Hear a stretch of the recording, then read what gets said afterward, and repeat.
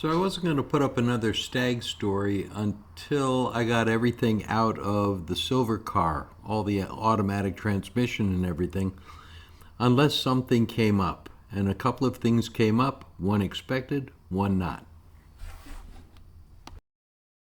I knew when I took the stuff out of the donor car that the wood panel around the shifter was pretty much trash. I could fix it, but I'd have to cut a chunk of it off and remachine new parts. The problem is the hole needs to be round, and you couldn't fit that in the square one. Luckily, I've got several sheets of walnut veneer, so I'm going to try and make the square one fit. I started by cutting two rectangles out of thin plywood, glued and clamped them together. Made a paper tracing of the cutout and then glued it to the plywood.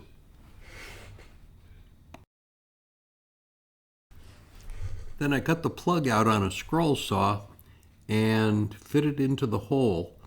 I used wood glue, but then I realized that the original piece of wood had finish along the edge, and I'm not sure that the wood glue would have been strong enough.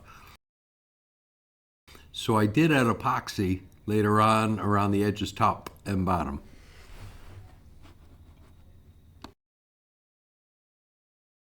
Then it was time to sand all of the epoxy and all of the loose veneer on the original piece of wood off. After I glued the new veneer on, I cut the big hole with a scroll saw. It's not a perfect circle, but it's close. And then I cut the square holes for the switches with an X-Acto knife. And after about 6 coats of clear finish, this is what I've got with the switches installed. It's not perfect, but I think it looks okay. That was the expected problem. In a minute, we'll get to the unexpected one, but first, just a little personal story. The one with all the hair is Jada, and when there's lightning, she runs behind the couch. Now it's deer hunting season. If she hears a gun, I get a 10-year-old, 90-pound lapdog. Sorry about that little detour. Anyway, here's the second problem I ran into, and it's my own fault. No problem draining the transmission, unbolting it, disconnecting the speedometer and other stuff. And I just forgot about the torque converter. While the transmission conveniently drained itself into my drain pan, the torque converter up there relieved itself all over the transmission jack and the floor.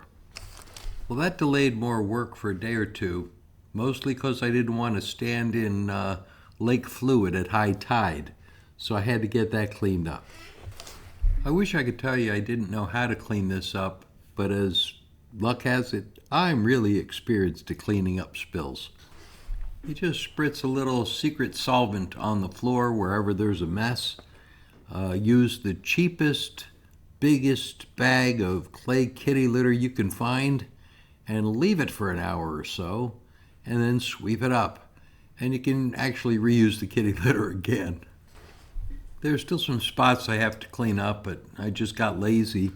But now at least I can get back to work. The little buckets are there because the car keeps leaking.